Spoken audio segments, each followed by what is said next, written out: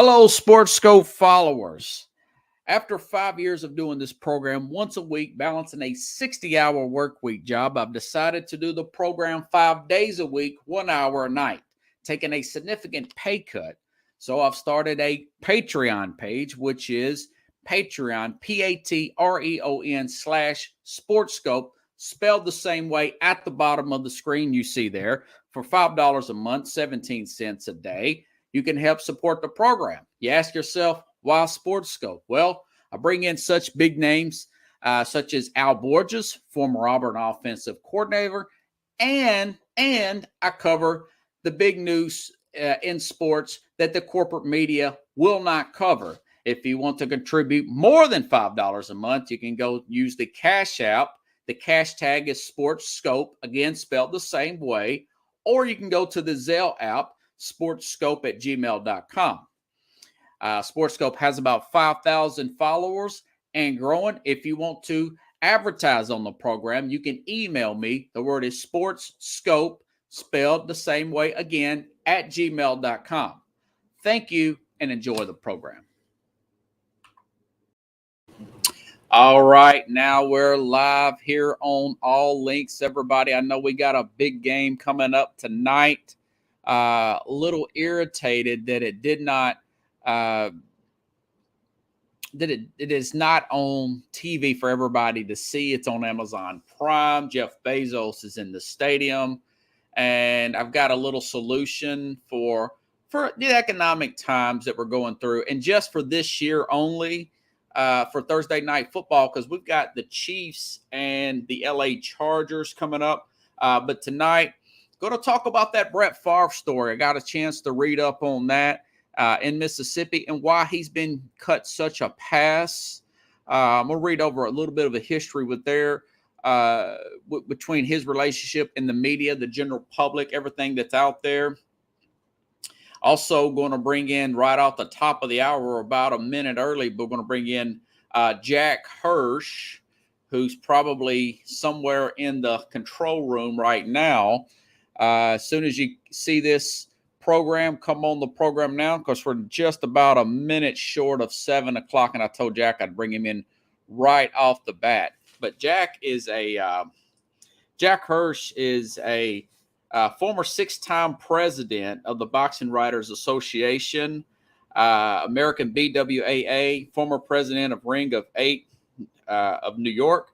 Jack was awarded the 2014 BWAA Barney Nigeler Award for long and meritorious service, $50 word there. He was the Ring Sports Magazine East Coast editor from 97 to 2006, the senior boxing writer for Boxing Beat magazine from 88 to 89. He's a writer for internet sites such as BoxingNewsOnline.com and the FightJournal.com. He is in the 2020 inductee to the New York State Boxing Hall of Fame. Jack was also an amateur boxer that competed in the New York Golden Gloves in 1970s and was a sparring partner for middleweight champion Vito Antuofermo, and I cannot pronounce that name. And I sent Jack the whatchamacallit there. Let's make sure that he is on the – is he got the email. Let's see. All right. Not yet. Okay. Let's see. Okay. We're going to wait and see if Jack has got my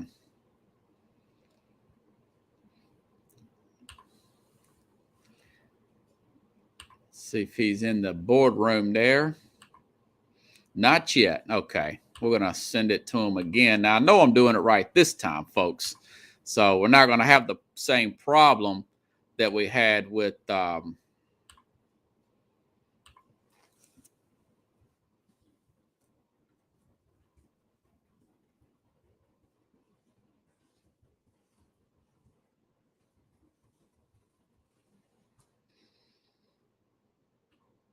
okay. Let's see if Jack has come up. Oh, no, I'm going to have to do this again, but I know that we're going to get it.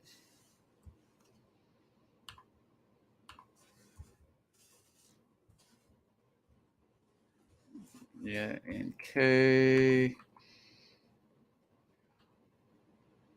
Okay, let's try that one more time. All right. Okay, now there he is. Bingo. All right, Jack, you're see it. There you are. I don't know if you heard my introduction, Jack. So this is what I've got. That you're a 6-time president, Boxing Writers Association. You've president of Ring 8 of New York. You got a bunch of awards and stuff. Formal one, right. I mean, yeah. I could tell you all my credentials, but I'm a modest guy, so I'm gonna leave it alone. I only tell people my credentials if I want to get in an exclusive club, impress them or whatever. But we've known one another a while. Yeah, and I've got to just introducing you to the audience, man.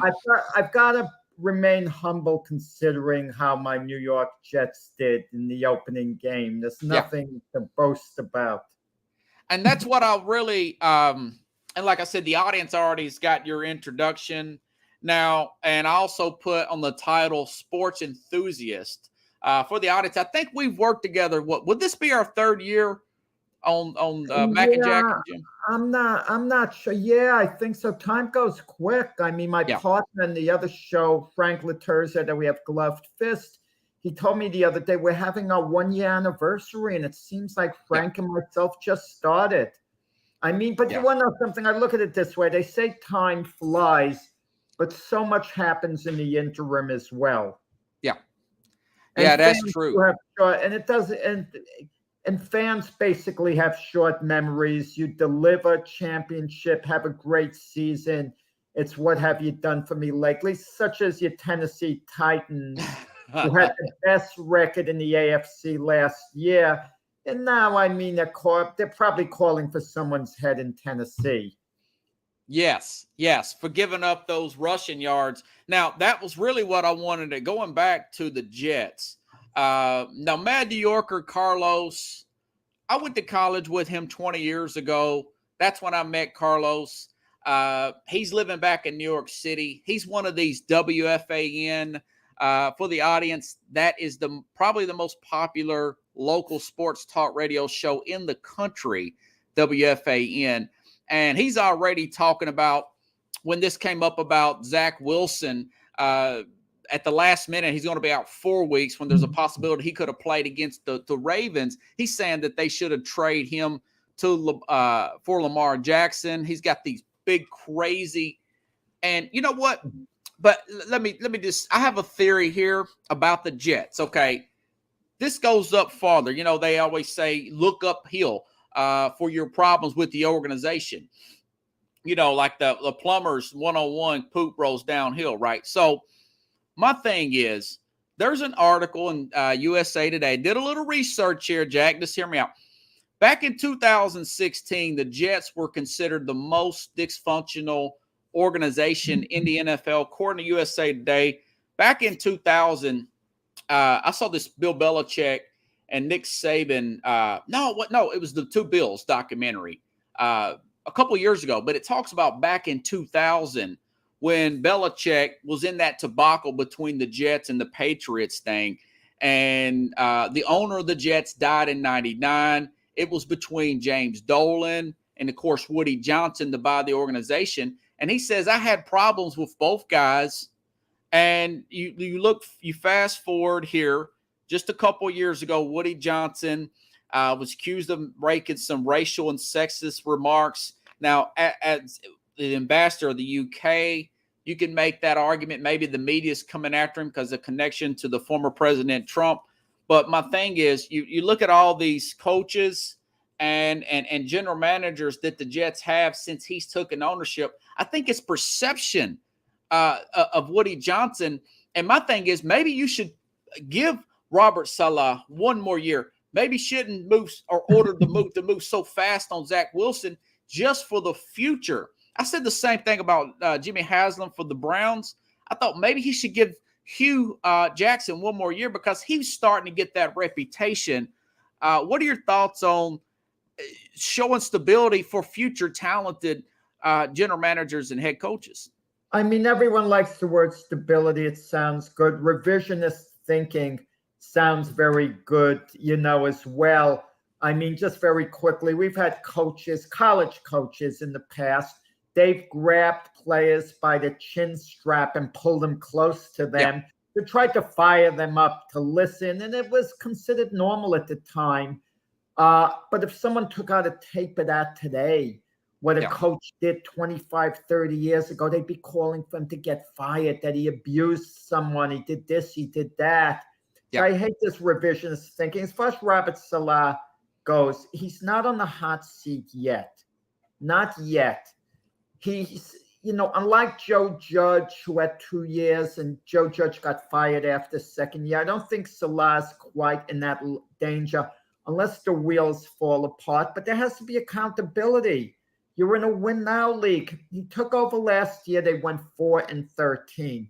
And let's face it, that's a pretty dismal record, but he was given a pass because he's a new coach. The Jets only won a couple of games the year before. Jet fans just want to see improvement. An improvement would be a 7-10 season. You go from 4-13 to 7-10. Your young players are developing. The Jet fan base is going to be okay with that. But if they should turn out another 4-13 season, there are going to be problems. Now, Robert Saleh might run into trouble personality-wise. He's already combative. He said recently, well, we're going to have a receipt, whoever doubted us. He's already going back at his critics, and it's not the thing to do. Even the quarterback position, which is the key position for any team, he kind of defended Joe Flacco. Joe Flacco was his guy, maybe because Robert Saleh's a young coach and Joe Flacco's a veteran. These young coaches, they tend to, in a certain sense, look up to the veteran leadership. And the Jet fan base is right now, no one's thinking get rid of Robert Saleh. That would be absurd right now. But what they are saying is for him to start Mike White. Who played well, sensationally in one game last year. Then he had some problems after that. But certainly there'd be more upside than Joe Flacco at this point. And Robert Saleh is going to stick with Joe Flacco to what point? I mean, they play the Cleveland Browns this week. And even though the game's at Cleveland, it's a winnable game. You lose that game, where are you going to get your wins from?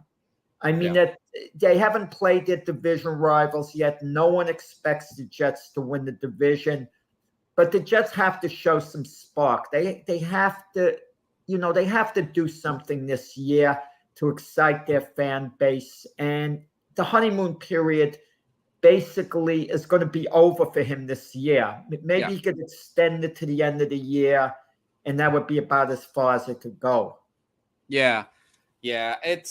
Now, what is your theory on what do you think about my theory on Woody Johnson, that perception of Woody Johnson? I don't think there's that. Woody Johnson isn't really talked about in New York much. James Dolan has a poison image in New York.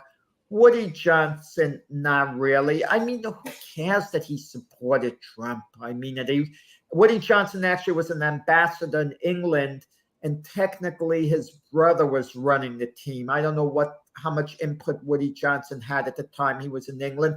Woody Johnson has never been an overly involved owner. He's been involved, but he hasn't ever seemed to be a true meddler. And I'm not saying the other owners are meddlers, even though we know some probably are. But we have in this league, the NFL, some owners who are more involved than others. And he wouldn't rate as one of the most involved owners. I mean, the Jets have made changes, to different GMs. And right now they have Joe Douglas, who everyone felt drafted really well this year. I mean, he was given high grades. And now it's just a question of the players producing. I'll tell you something interesting that happened Sunday's game against the Ravens. The loudest the Jet fan base came, and I'm not comparing to when they scored the one touchdown, but that was late in the game, and that was just made the score look better, was when Sauce Gardner broke up a pass. And made a really good play. You could sense the excitement in the stands that everyone was focused on the cornerback. Because he had a lot of the buzz coming out of the draft. Right. We're always focused on either a quarterback or wide receiver to give us a buzz. And he made a great defensive play, and he's maybe going to be, these are big words, maybe he'll be the second coming of Darrelle Revis. That's how excited that's what I was thinking is about him.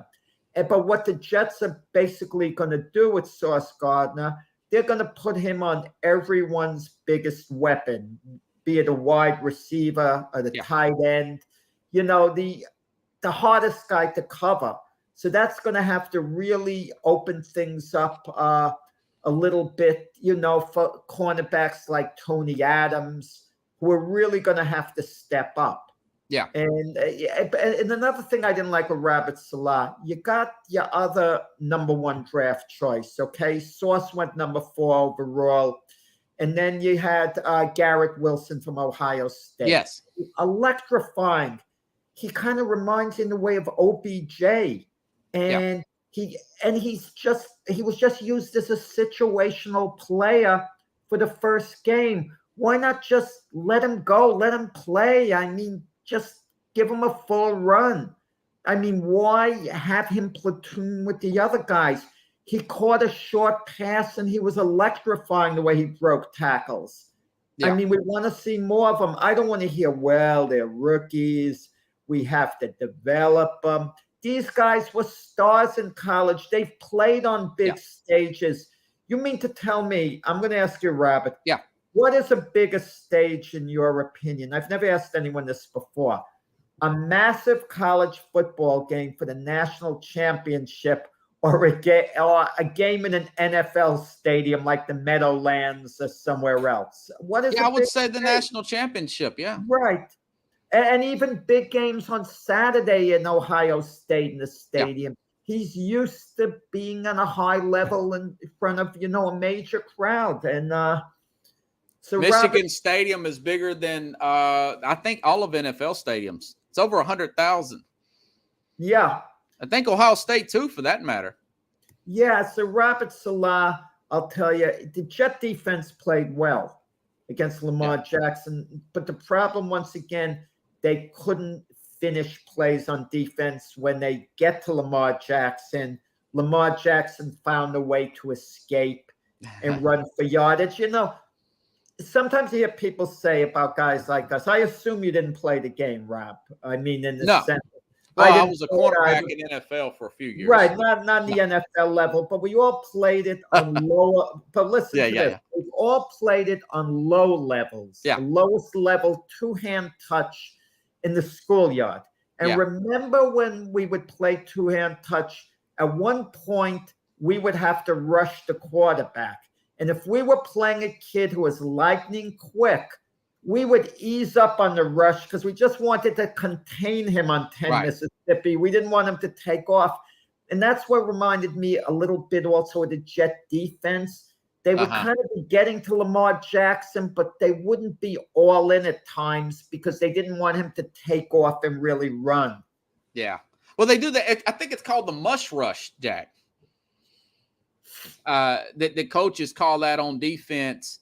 And I guess my other question, what is your timetable on Zach Wilson? Mine is about like yours. I want to see those last 4 to 5 games. I want to see a massive improvement there. The guy's got less starts than, say, half of a guy like a Kenny Pickett or even a Trevor Lawrence in college. You've seen the talent in him. I understand he's been injured in college and injured here, but I'm thinking those last few games there. They're committed to him. They are absolutely committed to him. When you pick a player number 2 overall in the draft, you don't just move on from him in your second year. You got to be unless you're 100% sure. I mean, think of the other guys who got drafted with Zach Wilson. The guy who went ahead of him, Trevor Lawrence, he's the full-time quarterback, franchise quarterback of Jacksonville from the beginning. Think of the guy who got drafted right after him, Trey Lance. He's the starter now, and the 49ers have a better alternative in Jimmy Garoppolo than the Jets have, and Joe Flacco and Mike White. Think of the guys behind him, Justin Fields. He's starting for the Bears. He's the franchise quarterback. Mac Jones is the franchise quarterback for New England. And so Zach Wilson was given the starting job, last year and this year. And there has to be a reluctance to bench him at any point when he does come back. Because who are you going to bench him for? If you're going to bench him for Mike White, it's not a good look. Zach Wilson has got to be the guy. Now, the question's this. If he's coming back after 4 games, it's got to be his job. Yeah. What happens if he performs dreadfully the rest of the season? Do the Jets move on from him, or do they have the attitude, we invested so much in him, we have to keep trying to work this out? That's the question. Yeah. Yeah. And my thing is, you got to be realistic. They're on their 3rd left tackle in 6 weeks, Jack. They gave Dwayne Brown all that money. I'm aware of that. Yeah. Well, I'm talking about the audience there. Look all around the NFL. Yeah. Okay. And Joe Burrow doesn't have good protection at Cincinnati, but he finds a way to get it done. I mean, and you look at most of the teams in the NFL, the players are under a lot of duress, but somehow they survive. Justin Fields, he doesn't have blocking, in Chicago. Yeah. But he finds a way to survive. Zach Wilson's going to have to do it.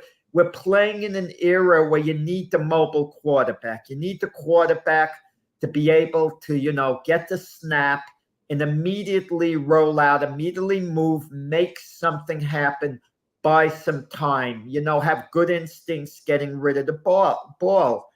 And But listen, the jury's out on Zach Wilson completely.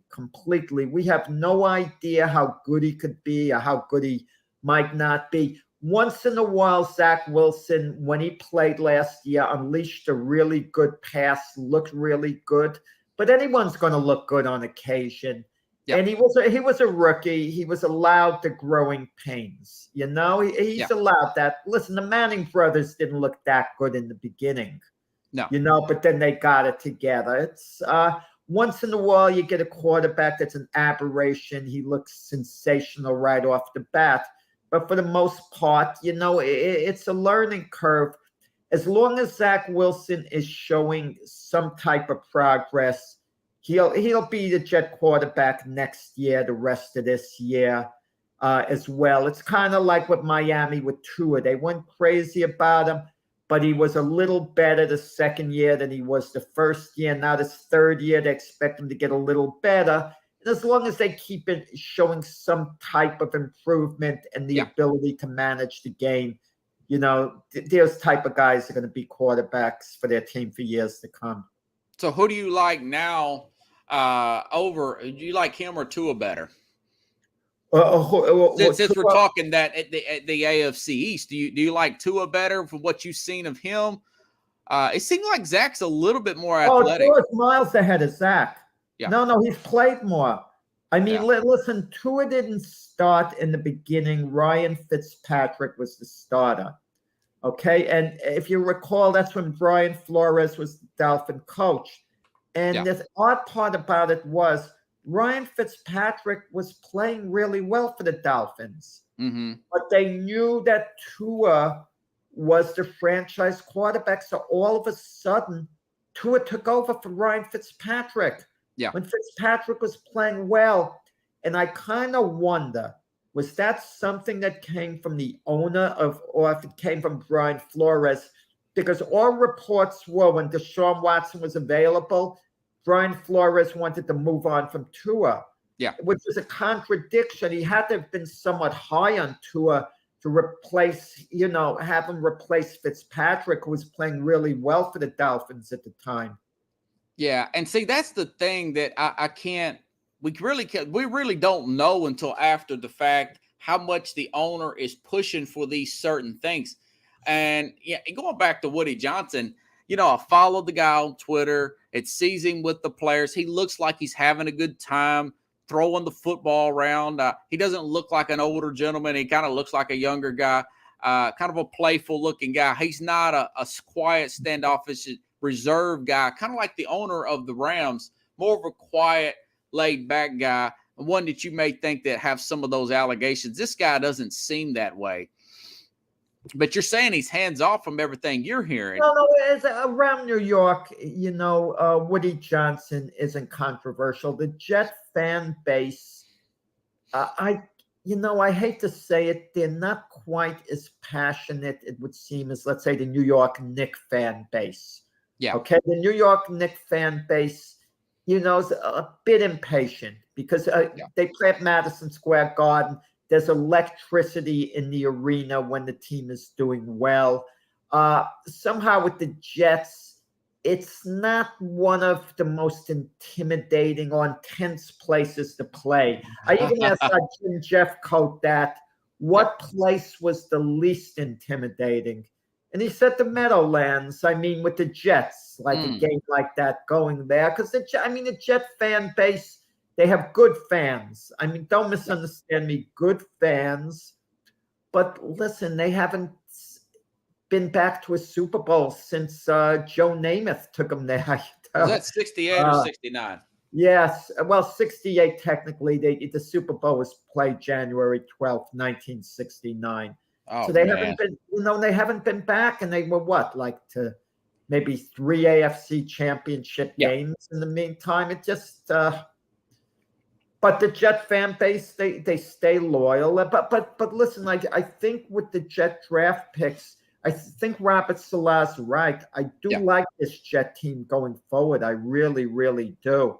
Yeah. And it might be fun if the Jets, even with a 7-10 record, if they're running neck and neck with New England for the worst record, to the Jets just beating out New England, I'll give them satisfaction. Wow, we had a good season. We beat out New England this year. It was kind of like at a PGA tournament decades ago when they were way past their peak. All of a sudden, Jack Nicklaus and Arnold Palmer were playing side by side. Neither had a prayer of winning the tournament, but CBS's camera went away from the guys in the lead, and they followed Nicklaus and Palmer, this showdown, like one would finish eventually 24th, the other 26th. that was more important. So to the Jets, that might kind of make their season beat out New England. Gives you something to shoot for. And it seems like I'm writing New England off now in a certain sense. Yeah. Well, I just I think that they're, for one thing, the last 2 years, not just this past year, but last year, the Jets drafts are getting high grades. The defensive line's high grade. Beckham, he can't foresee who's going to get injured. This Mekhi Becton, Jamal Adams, Jack. He shut down for the entire season. Seattle. Imagine Seattle. Rob, it's a brutal game. Yeah. I mean, they're not just physically, mentally. Just think of Jamal Adams. He works his rear end off all off season. Yeah. Works so hard, really wants to have a big year, establish himself as the best safety in the game. In all that hard work, the first game of the season, is lost. He has to miss the season, and now there's a long rehab process too. Yeah. To just get back to where he was. It's heartbreaking what some of these guys go through. Look, TJ Watt, he's missing 6 games. At least he'll come back this year. Dak Prescott, at least he'll come back. It's supposed to be about 6-7 games. Jerry Jones says within 4 games. But the point is, by the time he does come back, if the Cowboys haven't won a couple of those games, this season might practically be over by the time he comes back. You never know. Yeah, but I was just saying, look at that trade that the Jets got for Jamal Adams. You guys got multiple first-round picks. It looks to me more and more like it was a home run for the Jets. It's that kind of management. My thing is, I think the Jet fans need to be patient. Don't trade for Lamar Jackson, Carlos, and ward out maybe Zach Williams' contract. Let me just say something in defense of Jamal Adams. If he was playing for the Jets, maybe he doesn't get injured. Yeah, and if he doesn't get injured and he's with the Jets would have a tremendous impact play in Jamal Adams. So don't sell Jamal Adams short. They'd have one of the best safeties in the game. We all love Carlos's contribution to all the shows, but Carlos is out of his mind. Zach Wilson for Lamar Jackson. Does he think for 1 second the Ravens would even entertain that deal? They would laugh on the other end. Yeah. I mean, whoever would make that call on behalf of the Jets would lose all credibility with the Ravens going forward, because you couldn't take someone like that seriously. You know what? They might immediately say Lamar Jackson. They know the Ravens can't go to the Super Bowl without Lamar Jackson this year. And they might ask, well, what else are you going to give us? I'll give you an example what you might get them to listen to, the Ravens. If the Arizona Cardinals called them up and they said, we'd like to trade Kyler Murray for Lamar Jackson, and we're going to give you 3 first-round draft selections, they might have the Ravens' attention there. Yeah. In that maybe case. Straight up, if it's me, I'm not a Lamar Jackson guy. Kyler Murray played opening game and ended last year. I mean, I think, and because, the Ravens' logic might be, well, we can't sign Lamar Jackson. We don't want to meet that guaranteed price. So, maybe they make a deal. I don't know. Maybe Lamar Jackson pulls an Aaron Judge, like what Aaron Judge has done with the Yankees, has a phenomenal year. And then the Ravens are going to have to meet his price, you would think. Yeah. Hey, let me, you know what? I'm going to switch a little bit of gears here. I wasn't going to ask you this at first, but now that you seem like you're not worried about the game right now, not unless you need to golf. Are you good? No. Listen, I'm going to, it's a great game, San Diego, Kansas City, but I'm not glued to every play, in the first I'm good. I was going to ask you about this Brett Favre situation, some issue where he took some money from there's some text messages. There is some money from I want to say a welfare fund with the state to build this volleyball stadium. And you got guys like Shannon Sharp saying, well, the media wouldn't vote in a guy like let's see. You know what? Let me see if I can play this. I'm feeling real professional. I like Shannon Sharp, but sometimes I think he's the mouth that roars. I'm gonna see if I can play this. This is Shannon Sharp. Brett Favre went to the Hall of Fame, and nobody mentioned about text messages that he sent to that jet masseuse. Nobody mentioned anything about the addiction that he suffered from. But yet, T.O., they brought up everything. Can you imagine if T.O. would have had an incidents like Brett Favre off the field? T.O. still, to this day, right now, would not be in the Hall of Fame. Yet they walked right past it like Brett Favre did nothing. That is true. I give you that. The problem that I have with... Yeah. First off, Brett Favre was a team player as a quarterback. Yes. He had a relationship with his people. T.O. was about the most selfish player you'd ever want to have, okay? In the history of the game, right? One of them, for sure. T.O. was as great as he was as a receiver. Yeah. He caused such turmoil and distraction, okay? I mean, anything that comes T.O.'s way, I wouldn't want him on my team, point blank. Yeah. Okay, before there was Antonio Brown, there was Torello. Okay, that enough said for those not as familiar. Who was and with Brett Favre? I don't know anything about this case. What went on? He hasn't been found guilty of anything. Well, and let me remind you something about Shannon Sharpe here. When he was on the Ravens Super Bowl winning team. Yeah, 2000. Ray Lewis was involved in, not directly, but his friends or something, and he was accused of withholding information during a murder. Okay? Double murder. He wasn't found guilty, but a lot of people to this day, or at least there are people out there who are suspicious about Ray Lewis, involvement, this and that. So on Super Bowl week, the media wanted to ask Ray Lewis questions about it. Ray Lewis was sitting there basically like a puppy dog and Shannon Sharpe was telling the media off in a loud, authoritative voice. So I don't want to hear Shannon Sharpe get on all this morality and this and that with Brett Favre. If Brett Favre is indeed guilty, law enforcement is going to take care of it. I'm not familiar with what went on. I'm certainly not defending Brett Favre or putting him down one way or the other. Okay? But we don't know enough about what went on with Brett Favre. So how is this going to hold up his Hall of Fame induction that took place long ago? I just don't get it. Well, Shannon he later goes on and plays the race card, and well, okay. Well, listen, Shannon's in a pretty nice, high-paid position himself. Yeah, and then he talks about the poverty rate in Mississippi is the worst in the country. And I wanted to say, Shannon, you're in a studio in California where they got the highest homeless rate in the country by a long shot. So I don't know where you're getting at with all this stuff. And here's my theory about Brett Favre.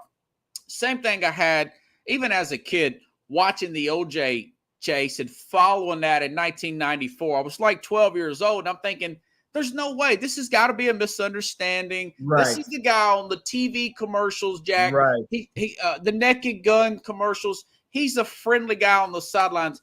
Brett Favre, we followed the issue with his wife's cancer.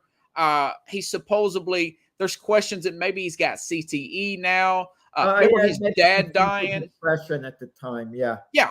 His dad dying, and there was a question whether he should play the Monday night game or not. So I feel like there's a little bit of the reason why the media hasn't really jumped on this story from Favre is because he does have there's a lot of his, even though, and Shannon's right about the text message, there's a lot of stuff with Favre that's been out where he's not. He had an alcohol problem. He had a what was it? A painkiller problem. So whether he wants it out or not, the good and the bad and the ugly, the general public sees, and the media, and I think there's a little bit of empathy for Favre. And he was a pretty nice guy with the media rather than a TO. Well, it gets me to it, Shannon Sharpe. I mean, to play the race card.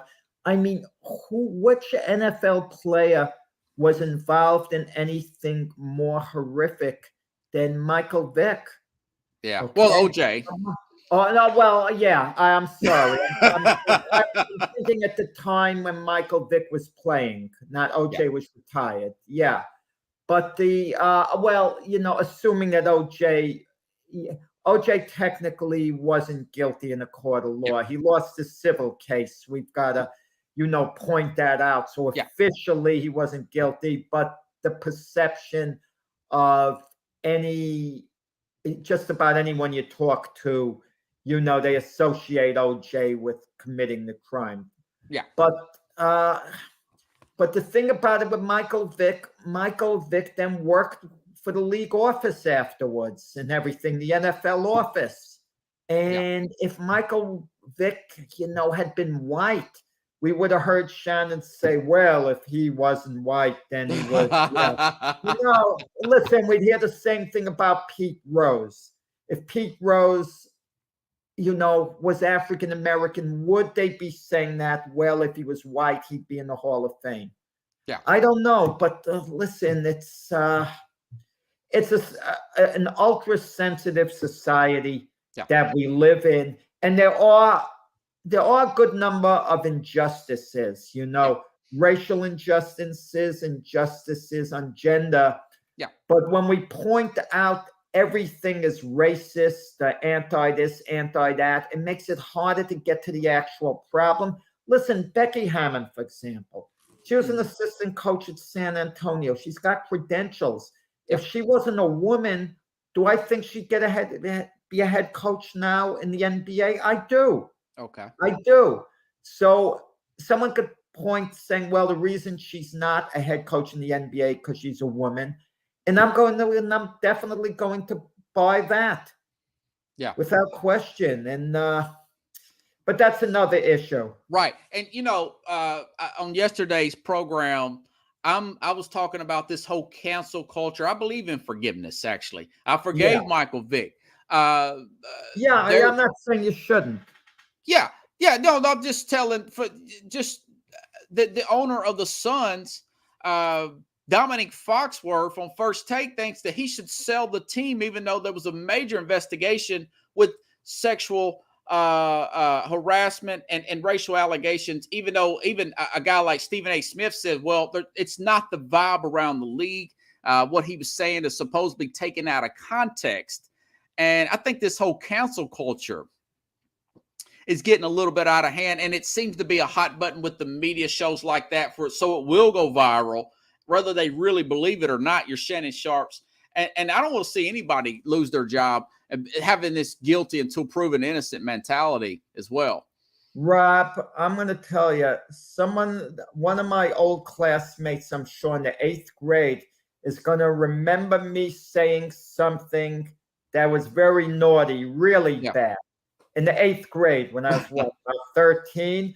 And I'll bring it up now and just cancel me. I can't do the shows anymore now. Okay. It's ridiculous. It bothers me more when things are dug up, from before. And the whole cancel culture, it's absolutely ridiculous. What do you want to do? Not allow the person to make a living?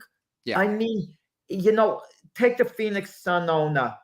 There's a certain reputational damage when you do something like that. Yeah. Okay, he got suspended a year and $10 million.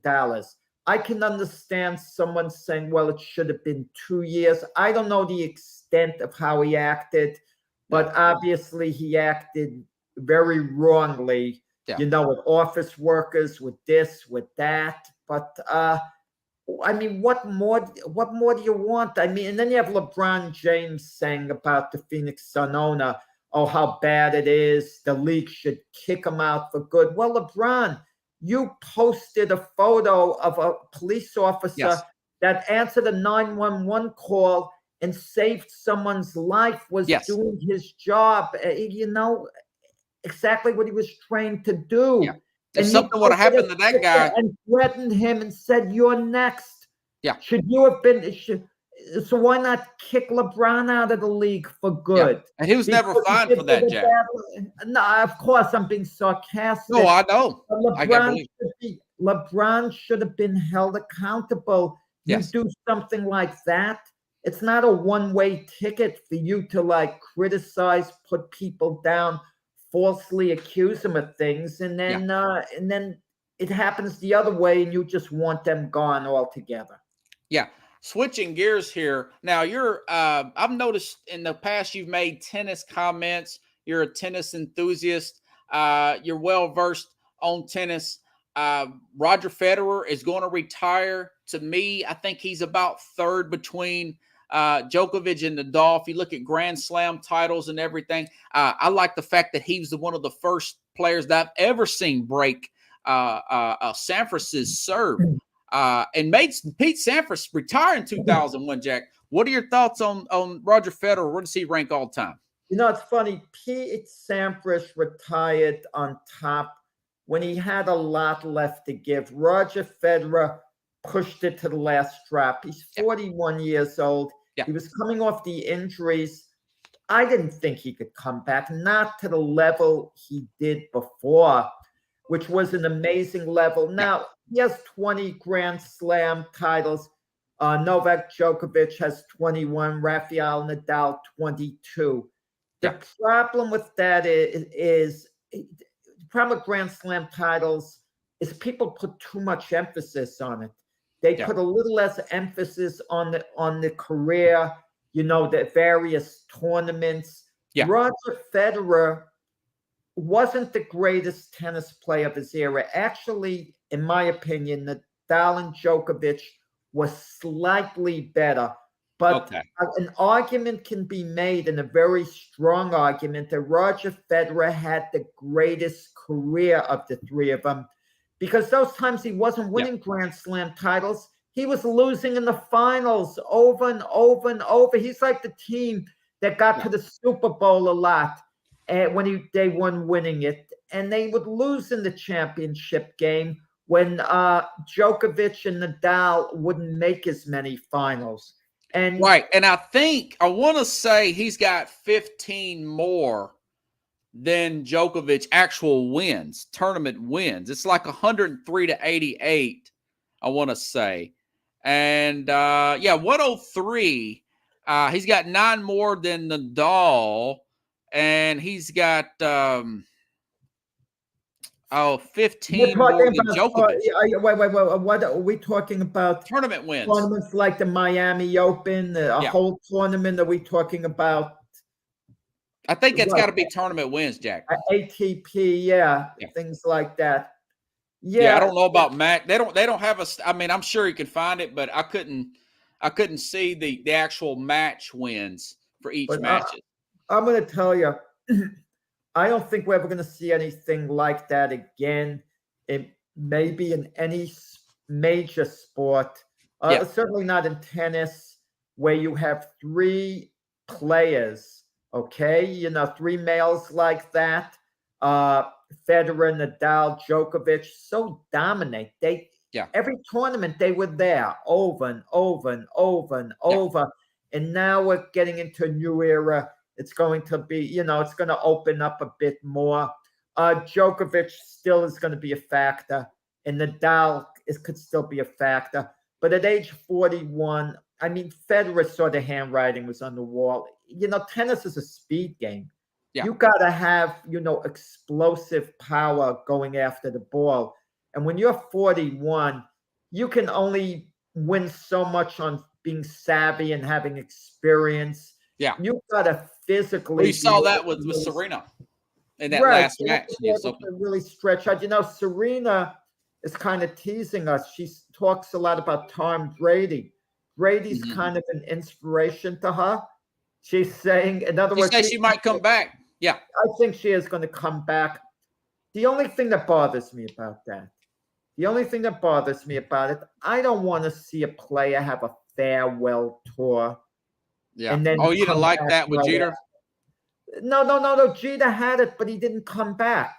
Oh, that's right. Come back. Listen, you mentioned WFAN before. Mike Francesa did it. He had his farewell tour. And then a few months later, he's back on WFAN after all that. Come on, you leave me alone with that. I mean, don't have your farewell tour unless you're really going to retire. The danger with an athlete having a farewell tour, Rob, what happens if you do great during your farewell tour? You say, I got so much left. Why am I quitting? I mean, Mariano Rivera had a farewell tour, but the last weekend of the season, the manager, Joe Girardi, said, are you sure you really want to do this? You have to retire then. You don't want to meet the people, have them shower you with gifts, do this, do that. Yeah, and then that's funny. And then not retire. So they had it for Serena at the U.S. Open. Yeah. But you want to know something? I'm going to give Serena a pass. Because I kind of wonder, I sometimes back the racial argument up. And in the case of Serena Williams, if she were white, she, I have to believe she would have been, her profile would have been higher because she's a legendary player with what she accomplished and never quite got the recognition. The only other excuse could be that she was so dominant, so head and shoulders above the other players. She took the fun out of the match. That's how great she was. She was like that pitcher. Who was that real dominant pitcher in the 60s, Jack? Oh, Sandy Koufax. Sandy Koufax, yeah. Oh, but Koufax is charismatic. He was, I mean, when you ask people even today, the greatest pitcher they ever saw of all, that era, they'll say Sandy Koufax over all the guys that came after. But I think that type of thinking, once a guy stakes his claim, it's hard to get him out. Just like running back, no one's ever going to be better than Jim Brown. No one's ever going to be better than Sugar Ray Robinson or Muhammad Ali. They're like, Hey, this guy said, you know who Larry Liston is? I know Sonny Liston, but I don't know if he's got a boxing question, and I'm sorry, Larry. Here, sure. Sorry to go off topic, but Jack. Well, first off, listen, does he think it will happen as a too high a payout in contrast to how many buys it does? I talked to my source today. Yeah. And it's nothing signed. It's 85% certain it's going to take place. And 85% is an intriguing number because it looks like it's definitely taking place. But that extra 15%, it's still something might happen. They're working hard through it today. But you don't know. It just takes one of the parties to get annoyed about one of the terms, backpedal a little, and then the others say, screw you, blah, blah, blah, and have the thing fall apart. It's not official till it's official, put it that way. It was reported months ago that they were going to fight. It was coming off, and it never happened, okay? And now a few months go by. They've worked at it. I'll tell you, I'm excited if it does happen.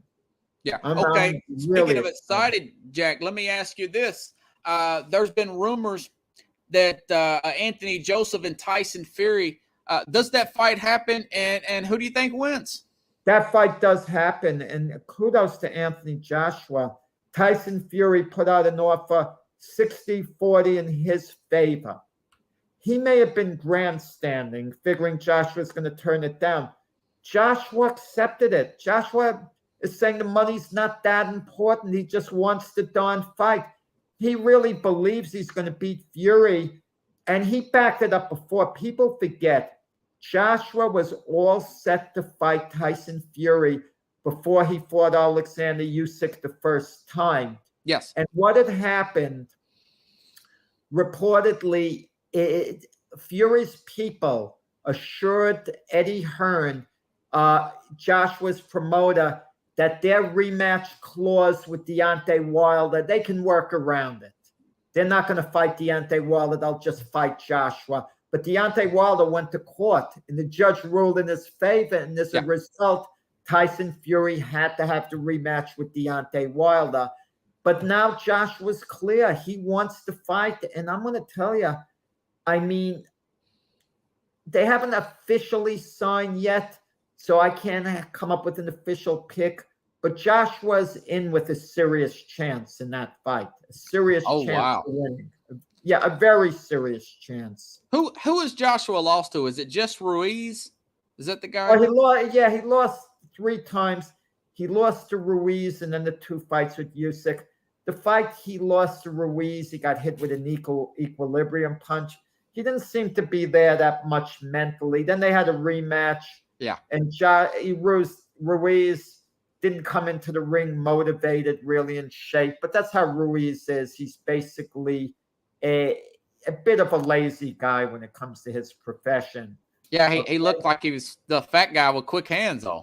Well, he doesn't have the best body built, but he does have quick hands. But Joshua boxed him the whole fight, just moved around him and outpointed him clearly. Yeah. And then he fought Alexander Usyk, and I picked Usyk to win both fights. The first fight was an upset, but Usyk, was a great Olympian, and great amateur, I should say, and undefeated as a pro, a great cruiserweight. He was moving up in weight, and simply put, outside of Joshua being the physically bigger guy, Usyk's skill level was better. And they had this rematch. Joshua fought a good fight, but Usyk is just a little better. That's all there is to it. Yeah. I kind of like Fury if they fight. Fury, I know he looks he's another guy. He don't have the best air quote body, but man, that guy's tactical. Did you ever get a chance to meet the guy who he was named after? Did you ever get a chance to interview Mike Tyson? Oh, I more than interview Mike Tyson. Mike Tyson spent an evening actually sitting next to me when I was the president of the Boxing Writers Association of America. We had a banquet in Vegas, and through the late Steve Lott, was close with Tyson. He brought him to the banquet, and Tyson sat next to me. Then there was another time, that was like in about 2014. Then in 2006, I got an award in Vegas from the American Association of Professional Ringside Physicians, and Tyson came to the banquet, and he had a little too much to drink, you can tell, but he was in a happy mood, happy mood. And it was the strangest thing, because when the banquet filled out, Tyson hung around, and he was with a great Australian champion, a former champion at the time, Jeff Fennick, one of the greatest fighters in Australian boxing history, who trained him for a little point in his career and was a close friend. And you would think everyone would be hanging around Tyson when this banquet was over, but everyone's leaving, and Tyson and Fennick were two of the last to leave. Yeah. So I have a nice photo and a nice write-up of Tyson and me together that was published in the magazine. So you had a drink with him?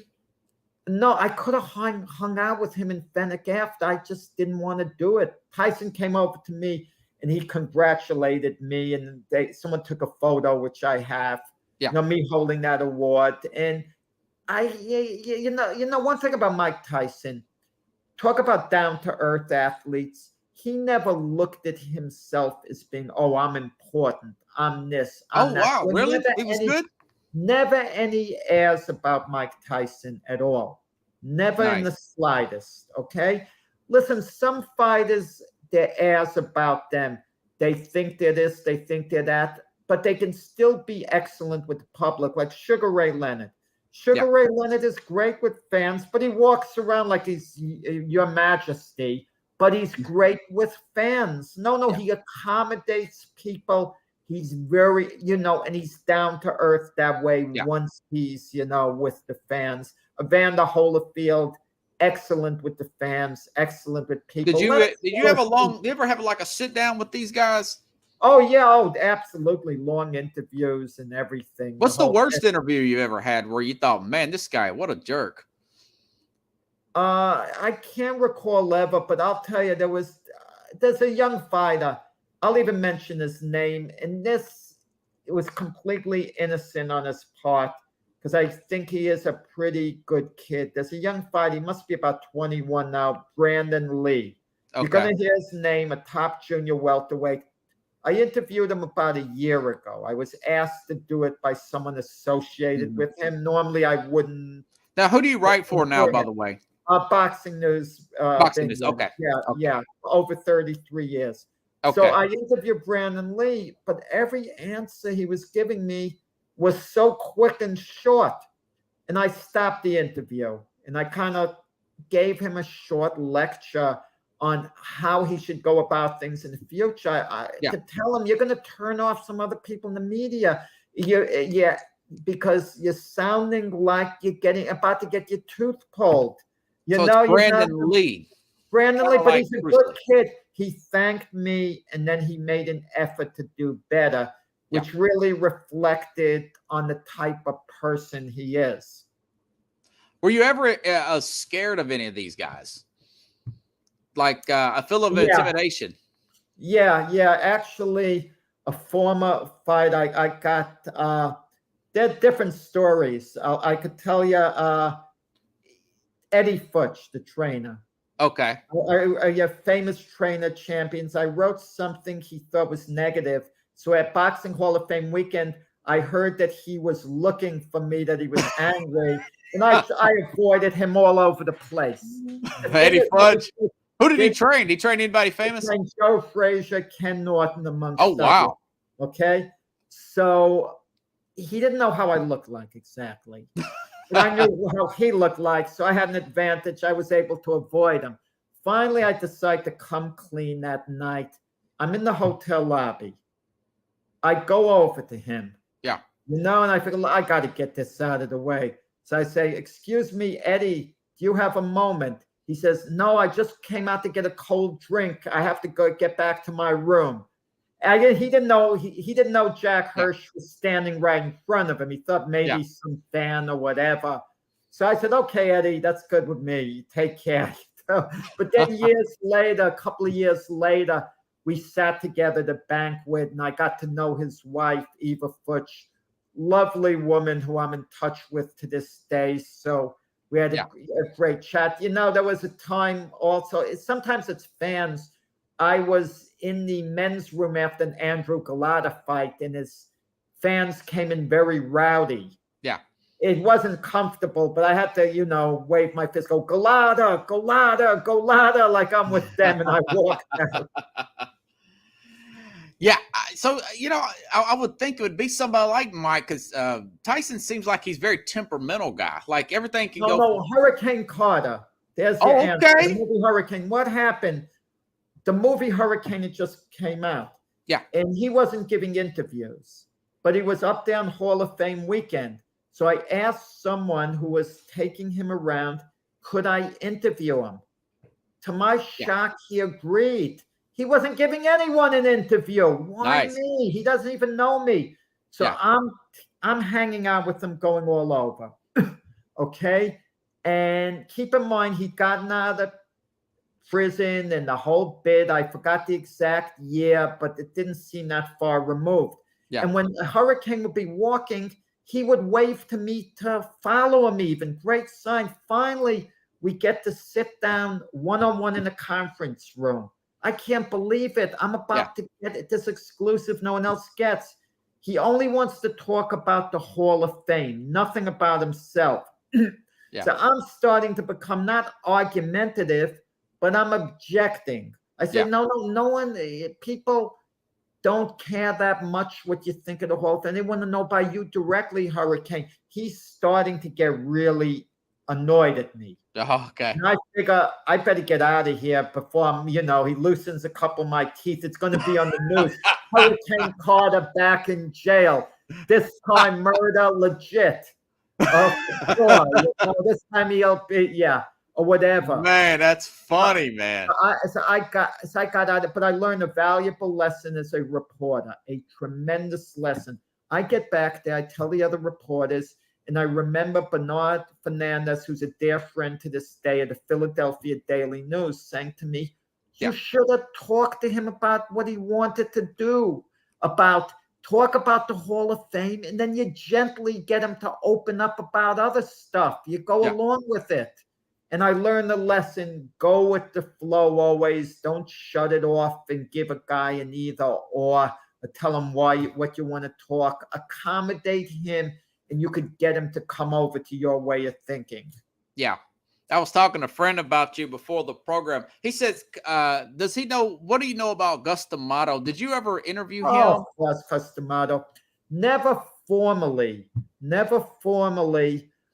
Keep in mind, Gus D'Amato, he passed away not long after I was heavily involved in the media. Yeah. But I did talk to him before that. I talked to him, I remember, even in 1983. What had happened, and I actually talked to him before that about something, about training when I was an amateur boxer and all. He was very close with Tyson's manager, Jim Jacobs. And Jim Jacobs helped subsidize, Gus D'Amato, his home up at the Catskills. And Gus D'Amato had managed Floyd Patterson, a two-time heavyweight champion, before that. And I would talk philosophy with Gus D'Amato. And, I had a phone conversation with him, a long conversation. He was fascinating. He was, just like a brilliant guy, because he would think out of the box. I wouldn't agree. He thought so much out of the box. Listen to this theory, Rap. Yeah. Wilt Chamberlain, there was talk of Wilt Chamberlain fighting Muhammad Ali. Yes. If that was going to come off, Gus D'Amato was going to train Wilt Chamberlain for the fight. Okay. Wilt Chamberlain had gotten in touch with Gus D'Amato, and Gus D'Amato said something that was absolutely brilliant. He said, we're not going to teach you how to box. We're just going to teach you how to fight one man, meaning Ali. So he was going to give him an unusual style. You know, Wilt Chamberlain had about as much chance of beating Muhammad Ali as we could say if Muhammad Ali was trained in basketball and you put him up against Oscar Robertson at that time. You know, this is not to say Ali couldn't have been turned into a competent player. This is not to say he couldn't have bothered Oscar a little bit, maybe, but Oscar would have destroyed him when all was said and done. I thought they did do an exhibition. No. It never happened. No, but Cus D'Amato's strategy, from what I gathered later, would have been Wilt Chamberlain would have spent the whole time just moving away and jabbing. Just keep away. He's got huge reach. Force Ali to come to him. And according to D'Amato, Chamberlain was so powerful, he hit Ali with one punch and knock him out. D'Amato really believed that at the time. But D'Amato got to be, actually, Ali and D'Amato got to be very close after that. Did you ever ask Gus, who was Gus's favorite fighter? Just like Henry Armstrong. Really? You know, great three-time champion, yeah. And he loved Joe Louis as well. I remember, you know, they have a clip of D'Amato and Ali arguing. It was a fun argument. And D'Amato telling him that Louis would have knocked him out, saying, Louis said you could run if you can't fight, that he would have gotten you, he would have knocked you right out. Oh, it was man. Fun stuff. But wow. Well, Jack, man, I didn't plan on keeping you the whole hour. This is fun, man. Yeah. Listen, anytime. I had a good time. And if the Jets were playing instead, you know, tonight's Thursday night football, you wouldn't have had me for this amount of time. I would have been there for the Jet game. I'll try not to break you home. It's a good game. I got Amazon, actually. I could watch the darn game. Most people are complaining that they can't watch the game. Yeah. Because it's on Amazon. Well, my dad don't have it. He's annoyed. Yeah, and I'm going to tell you, this is a good game tonight. Yeah. Too. I mean, if it were one of the weaker games of the NFL, I don't think people would be as annoyed, but people kind of want to see Justin Herbert and Patrick Mahomes go at it. Yeah, you know, this is my solution. We're having a hard time right now in the country. You've got inflation really high. I think maybe just give it to the fans, Amazon to the fans to stream 1 year for free. While you have, and then next year charge people to use the streaming services due to the way everything is. Even though I know that Jeff Bezos is not technically a part of Amazon anymore, I think that would be good PR for Amazon. I'm not as hype about it. You want to know why? Because they set up there's Thursday night football, there's Sunday football, and Sunday night and Monday night. Monday night, there's even going to be 2 games. And so if they want a Thursday night, do a special thing with Amazon. I'm not as hype about it as other people. Yeah. You know, like everything they should be able to see. It's their equivalent. They want you to subscribe to the Amazon. I'm going to tell you, I didn't even know I had Amazon here. You know, until my wife told me, no, you got the app. Yeah. And meanwhile, I missed some Yankee games and other things. And now, you know, I got to get it. I still don't know how to get it on my TV. I watch it. Well, I got you had to get the smart TV, I think. Yeah, I'm not tech savvy. I got to get my son-in-law someone. You know. Well, hey, are you going to be there Sunday on the show? Yeah. Oh, yeah. We're back. We're doing the show. I mean, we've had. You host it again Sunday? Yeah. I mean, we had a couple of glitches. Should be because Pags is doing his thing. You know, the Philly sports guy. Yeah. And Sunday. Wait a second. Pags. The Eagles are playing Monday night, so Pags should be there Sunday. Yeah, I guess he'll be hosting. Yeah. I mean, right. I was really hoping Detroit would win, man. Just to see his reaction. Well, I'm going to tell you, they're playing the Vikings on Monday night. And I shouldn't give my pick early, but I'm going to be picking the Vikings. Oh, well, I don't know. I think I might pick Philadelphia in Philadelphia. Well, it's a toss. It's a toss-up You know, game. Kirk Cousins, Monday night. You know how he is in primetime. Yeah, the funny thing about Kirk Cousins, people forget before he went to the Vikings, the Jets, when Todd Bowles was the coach, made a very strong bid to get Kirk Cousins. Imagine he'd signed with the Jets. You kind of wonder how things would have played out. How good a quad. The Jet fans would have needed to blame someone. I think they would have gotten around to booing a bit with Kirk Cousins. I don't think he's a Vinny Testaverde, do you? Well, no, I don't. The skill set's similar, but I don't think people keep mentioning Vinny Testaverde. I don't know why everyone has this thing with Vinny. Vinny was a good quarterback, but he was never one of the elite quarterbacks in the league. Yeah, but Kirk Cousins, that's the same thing. I like it. I like him better. About on a level, Vinny and Kirk Cousins about similar. It's a good level. Comparison. Yeah. Yeah, yeah. Okay, you could say that too. Listen, Chad Pennington or whatever. Yeah. Well, that's what they need is a big-time quarterback. Well, have a good night, Jack. I will see you Sunday. Appreciate it again, man. Hey, you know what? If you're not too busy, maybe I'll make you a regular at some point. Yeah, sure. Listen, be in touch and you let me know the schedule. And I had a lot of fun. I know you got a lot of shows to do. So, what shows are you on? Well, we do the Mac and Jack thing Thursday mornings, Thursday, Friday, Saturday, Sunday from 8 to 10 in the morning Eastern. And that's Eastern. Okay. And then Gloved Fist from 7 to 8 in the evening, Mondays, Eastern time. I had to figure out when you told me Central time, I figured, man, oh man, I had to click in my head. I just think of West Coast time. Then there's time. There's like a 1 hour difference, a 2 hour difference, a 3 hour difference. So I had to gather. Fly over country. I like this 8 o'clock. You got to send me the link earlier, though. Okay. Okay. 5 minutes before. I mean, you know that I'm always on time. Really didn't come on. I got to get that link earlier. You don't. Don't bring me into the studio, but just have me, something I'm going to be on. I staggered into this show. That's all right. I'll send it to you earlier. Hey, Jack, I appreciate it, man. Hey, you have a good night, buddy. Thanks a lot, Rob. Had a blast. Thanks, guys. Okay. Take care.